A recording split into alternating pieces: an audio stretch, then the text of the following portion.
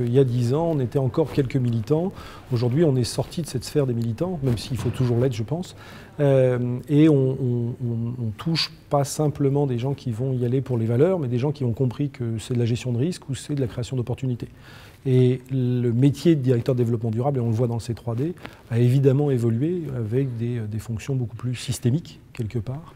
Dans les grands enjeux maintenant, ça va être, à mon avis, en tous les cas, c'est la diffusion de ces concepts dans chacun des métiers et pas simplement justement limité à certaines petites actions. C'est-à-dire que ça touche, et on en a parlé beaucoup ce soir, au business model des structures. Et ce n'est pas simplement le fait de vendre quelques produits un peu plus clean ou un peu moins sales, mais vraiment de repenser complètement l'économie. Et je pense que le rôle du directeur de développement durable, qui a tout le temps été d'être un petit aiguillon et de quelque part de tordre un peu la stratégie normale de la structure, et bien maintenant il va être dans l'accompagnement justement pour pouvoir changer d'échelle, parce qu'on est, enfin, j'en ai moi personnellement la conviction, à un moment de basculement des sociétés.